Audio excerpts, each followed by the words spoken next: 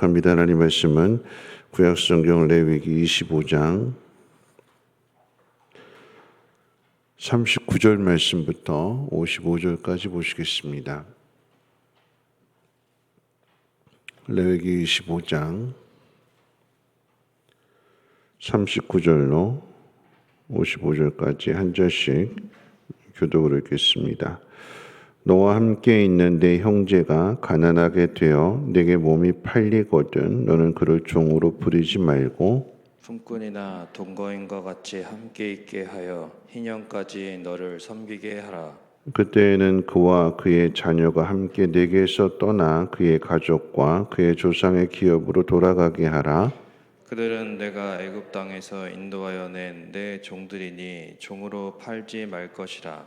너는 그를 엄하게 부리지 말고 네 하나님을 경외하라.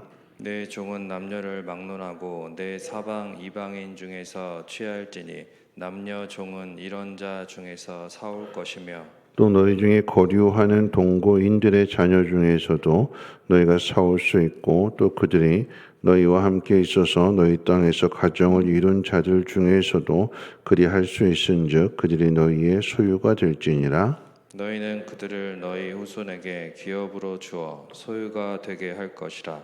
이방인 중에서는 너희가 영원한 종을 삼으려니와 너희 동족 이스라엘 자손은 너희가 피차 엄하게 부리지 말지니라. 만일 너와 함께 있는 거류민이나 동거인은 부유하게 되고 그와 함께 있는 네 형제는 가난하게 되므로 그가 너와 함께 있는 거류민이나 동거인 또는 거류민의 가족의 후손에게 팔리면 그가 팔린 후에 그에게는 속량받을 권리가 있나니 그의 형제 중 하나가 그를 속량하거나 또는 그의 삼촌이나 그의 삼촌의 아들이 그를 속량하거나 그의 가족 중 그의 살부치 중에서 그를 속량할 것이요 그가 부유하게 되면 스스로 속량하되 자기 몸이 팔린 해로부터 희년까지를 그 산자와 계산하여 그 연수를 따라서 그 몸의 값을 정할 때에 그 사람을 섬긴 날을 그 사람에게 고용된 날로 여길 것이라. 만일 남은 해가 많으면 그 연수대로 팔린 값에서 속량하는 값을 그 사람에게 도로 주고 만일 희년까지 남은 해가 적으면 그 사람과 계산하여 그 연수대로 속량하는 그 값을 그에게 도로 줄지며 주인은 그를 매년의 삭금과 같이 여기고 네 목전에서 엄하게 부리지 말지니라. 그가 이같이 속량되지 못하면 희년에 이르러는 그와 그의 자녀가 자유하리니 이스라엘 자손은 나의 종들이 됨이라. 그들은 내가 애굽 땅에서 인도하여 낸 내 종이요 나는 너희의 하나님 여호와이니라. 아멘. 흔히 그런 말을 하죠. 무덤과 터널의 차이는 무덤은 꽁꽁 덮여져 있기 때문에 빛이 전혀 들어오지 않는, 터널은 똑같이 어둡지만 그런데 계속해서 앞으로 가다 보면 그 끝이 열려져 있는, 그래서 바깥으로 나올 수 있고 무덤은 밖으로 나올 수 없습니다. 무덤은 처음부터 끝까지 깜깜한 것이고 터널은 처음은 깜깜하지만 마지막은 빛이 있습니다.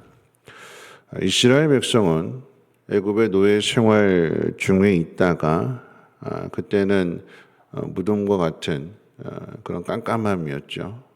절망 가운데 있는 누가 우리를 건져낼 수 있을까? 자신들의 힘으로는 안 되고 오직 하나님만이 그렇게 하실 수 있기에 하나님에 의해서 속량을 받은 사람들입니다. 이것을 기억하고 계속해서 희년과 이제 안식년에 대해서 말씀을 전하는 중에 이것을 기억하고 다른 사람들을 학대해서는 안 되고 또 가혹하게 대해서는 안 된다고 말씀하십니다. 노예에 대한 이야기를 하게 되는데요. 가난으로 인해서 빚을 진 사람들을 돈으로 샀다고 해서 노예처럼 대하지 말고 품꾼이나 체류자처럼 대해야 한다고 가르쳐 주고 있습니다. 그러니까 무엇보다 중요한 것은 희년이 되면 자기 기업과 가정으로 돌아갈 수 있도록 하라고 하나님이 명령하십니다. 그런 의미는 실수나 실패로 인해서 갖게 된 가난의 굴레가 영원하지 않도록 하게 하라라고 하는 의미가 되는 거예요. 그 끝은 구원을 볼 수 있게 하라라고 하는 거죠. 실수로 또는 실패로 인해서 빚을 지게 되고 그 빚으로 인해서 빚을 갚기 위해서 종으로 팔려가게 되었을 때에 그 사람의 인생을 그렇게 끝까지 영원히 그렇게 종으로 또 자식들에게까지 종의 굴레가 씌워져서 그 가문이 그 가정이 영원히 그렇게 되지 않도록 건져내라라고 하는 의미가 됩니다. 그리고 나서 이제 47절 55절까지의 내용 가운데 보면 이스라엘에 사는 이방인이 부유하게 돼서 그 이방인이 이스라엘 사람을 종으로 부리고 있다면 이스라엘 사람을 결코 종으로 부리게 해서는 안 된다라고 하는 거죠. 왜냐하면 하나님께서 애굽에서 건져내셨잖아요. 하나님만이 주인이 되시는데 애굽에서 건져내셨는데 또 이방 사람의 종이 된다라고 하는 것은 그런 하나님의 능력을 부정하게 되는 것이고 또 하나님 세상 사람들로 하여금 야 하나님의 능력이 없어서 너희들 지키지 못한다 보호하지 못한다 하는 것이기 되기 때문에 그래서 이방 사람이 이스라엘 사람을 종으로 부리지 않도록 누가 이 일을 책임져야 되느냐? 가장 가까이에 있는 형제나 또는 친족들이 대신해서 그 빚을 갚아주고 그를 건져내라라고 하는 말씀입니다. 오늘 읽은 이 말씀을 통해서 짧게 이제 네 가지를 한번 생각해 볼 것은요. 첫째는요. 돈이 사람을 평가해서는 안 된다라고 하는 거죠. 그 사람이 돈이 많이 있느냐, 적게 있느냐, 이것 가지고 사람을 평가하고 사람의 가치를 판단해서는 안 된다라고 하는 것입니다. 여러분, 우리 사회 문제가 되는 게 이제 갑질 문화잖아요. 힘이 있다고, 돈이 있다고 해서 대기업이 중소기업을 힘들게 합니다. 참 사람이 고약하죠. 기업만 그런 것이 아니라 사람도 그렇죠. 손님과 종업원의 관계에 있어서 예를 들어서 이제 작은 식당 같은 데 이런 데 말고 백화점 같은 데 가면 돈 있는 사람들이 가서 거기에 있는 백화점 일하시는 그런 분들에게 있어서 갑질을 하죠. 함부로 대하고 욕하고 돈 가지고 그렇게 판단하게 되는 거죠. 그러면서 꼭 예를 들어서 뭐 이렇게 누가 제지를 하거나 그러면 항상 나오는 말이 있죠. 너 내가 누군 줄 알아? 이렇게 얘기합니다. 너 내가 누군 줄 알아? 너 우리 아빠가 누군 줄 알아? 우리 아빠가 누군데요? 아빠하고 자기하고 그게 아빠의 능력이지 자기 능력이 아닌데 아빠의 능력이 마치 자기 능력인 것처럼 아빠의 능력을 힘입어서 사람을 하대하고 함부로 대하는 이게 갑질 문화잖아요. 그러니까 돈으로 사람을 판단하고 평가하는 내가 돈이 많다고 해서 돈 없는 사람을 무시하는 여러분 돈은 돌고 도는 게 돈이죠. 오늘 있다가 내일 없어지는 게 돈입니다. 모든 것의 주인 되시는 하나님께서 그것을 바르게 잘 사용하고 있는가 그렇지 않는가를 하나님께서 판단하시는 것이고 여러분 상황은 항상 역전이 됩니다. 왜 역전이 될까요? 하나님 보고 계시기 때문에 잘못 사용하는 그 자리에서 옳은 일을 행하지 않는 사람의 것을 빼앗아서 여러분 5달란트 비유와 1달란트 비유에는 옳은 일을 하지 않는 사람과 옳은 일을 하는 사람에게 있어서 옳은 일을 하지 않는 사람의 것을 빼앗아서 옳은 일을 하는 사람에게 주신다라고 하는 것입니다. 많고 적음의 차이가 아니라 하나님의 마음으로 하나님의 뜻대로 행하는 사람에게 하나님께서 그 모든 것들을 맡기시는 것입니다. 여러분 주변 사람들을 대하는 태도가 결국은 그게 우리의 신앙이 되는 것이고 그것이 경건입니다. 교회에 나와서 찬송하고 교회에 나와서 기도하는 것이 경건이 아니라 하나님 말씀대로 살아가는 그 모습을 세상 사람들과의 관계 속에서 나타나게 될 때에 그게 참된 믿음이 되는 것이고 그것이 거룩이며 그것이 경건입니다.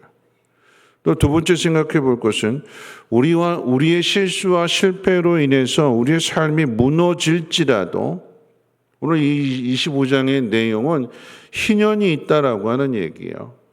안식년 7번을 더하는 것이 희년이라고 할 때에 희년이 되면 내가 내 힘으로 내 능력으로 빚진 것을 갚지 못한다 할지라도 희년이 되면 주인은 그 종을 풀어주라고 그랬어요. 다 갚았다라고 하는 의미가 되는 것입니다. 여러분 이 희년이 있기 때문에 소망이 되는 거예요. 만약 영원한 종으로 살아간다면, 영원한 고난으로 살아간다면, 끝이 없다면 이것처럼 절망적인 게 없잖아요. 왜 사람이 스스로 목숨을 끊을까요? 자기의 삶이 변화가 된다고 하면, 새로워진다고 하면, 더 좋아질 것을 생각한다면 안 끊지요, 목숨을. 그런데 절망이라고 하는 것은 이게 끝까지 간다라고 생각하기 때문에 그래서 스스로 목숨을 더 살아서 무슨 의미가 있겠는가 하면서 목숨을 스스로 끊어버립니다. 그러니까 하나님 믿지 않는 거죠. 하나님 행하신다라고 하는 것을 받아들이지 않고 그저 자기 자신만 생각하기 때문에 희망이 없다, 소망이 없다. 여러분 25장의 이야기는 희망이 있다라고 하는 것입니다. 내가 실수하고 실패하고 내가 잘못해서 망하고 가난해지고 빚을 져서 종으로 팔려간다 할지라도 내 인생이 종으로 끝나는 것이 아니라 희년이 되면 그때 다시 집으로 돌아간다. 내 빚을 다 속량한다. 이러면 이게 우리의 삶의 이유가 되는 거예요. 끝이 있습니다. 그 끝은 구원이다라고 하는 거죠. 아울러서 가까운 형제나 친족이 대신 빚을 갚아줌으로 인해서 자신의 힘으로 속량할 수 없는 사람의 것을 대신 속량해 주라고 하나님 말씀하고 계세요. 여러분 이것이 하나님 나라의 가장 중요한 원리가 됩니다. 오늘 이 공동체가 우리 성민교회가 믿는 사람들의 공동체라고 할 때에 이곳에서부터 하나님 나라가 이루어져야 되는데 여러분 하나님 나라의 가장 중요한 원리는 하나님의 은혜이고 하나님의 사랑이잖아요. 그런데 은혜와 사랑의 공통점은 위로부터 아래로 흘러내려오는 거예요. 위에서부터 아래로 부어지는 것입니다. 다시 말하면 큰 데에서 작은 데로 부어지는 거예요. 내 힘으로는 해결할 수 없는 문제, 그런데 값 없이 공짜로 하나님께서 그 문제를, 우리의 문제를 해결해 주시잖아요. 내 스스로 나를 구원할 수 없는데, 내 스스로 내 죄 문제를 해결할 수 없는데 하나님께서 그 아들의 값으로 지불하시고 우리를 건져주시고 우리를 구원해 주셨기에 우리는 공짜로 받은 거예요. 어디에서부터요? 위에서부터. 우리의 사명은 그 은혜를 받았기 때문에 그 은혜를 우리 밑에 있는 사람들에게 흘려보내야 되는 거예요. 내가 주인이 되었다면 종에게 그 은혜를 흘려보내야 되는 것이고 나에게 재물이 조금 있다고 하면 내 형제가 빚을 졌을 때에 그 형제를 대신하여 갚아줄 수 있는 누가 이 일을 할까요? 여러분 큰 사람이 하는 거예요. 큰 사람. 돈이 많은 사람이 큰 사람이 아니라 여러분 세상은 돈 많은 사람을 큰 사람이라고 이야기하잖아요. 아니요. 돈이 많은 사람이 큰 사람이 아니라 여러분 돈 많아도 째째한 사람 많아요. 누가 큰 사람이냐? 믿음 있는 사람이 큰 사람이 되는 거예요. 하나님을 믿는 사람. 하나님을 소유한 사람.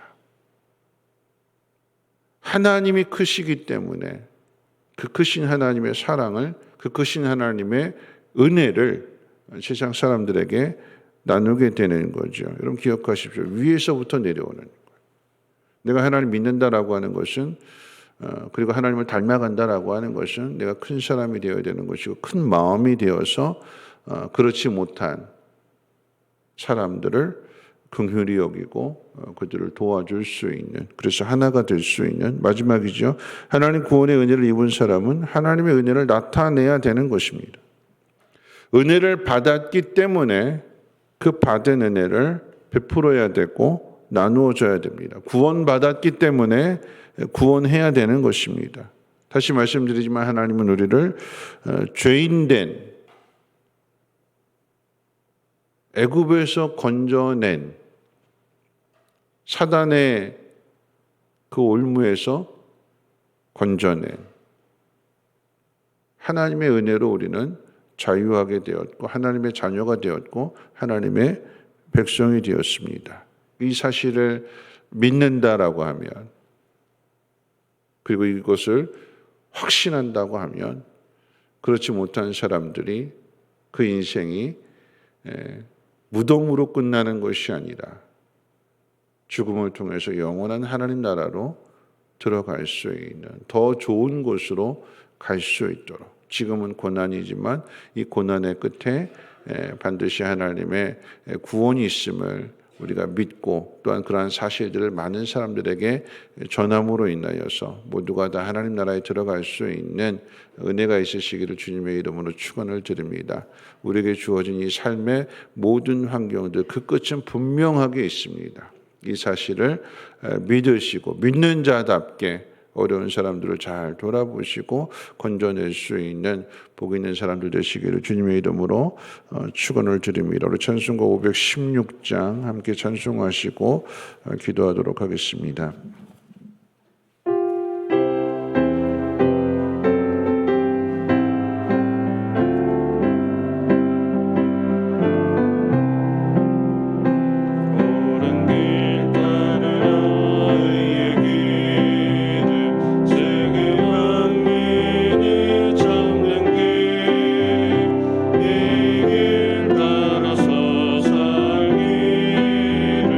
온 세계에 전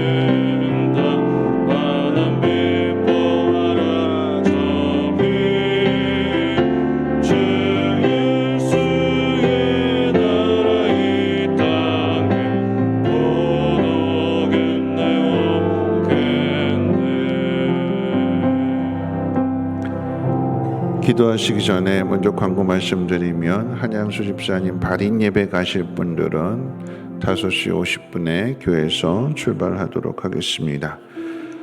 우리 함께 기도하실 텐데요. 끝이 없는 게 절망이지요. 소망은 끝이 있는 것입니다. 우리에게 주어진 이 고난, 이것으로 계속되어지는 것이 아니라 나중에 하나님 우리를 건져주십니다. 보다 더 좋은 것을 주시기 위한 훈련이 되는 거죠.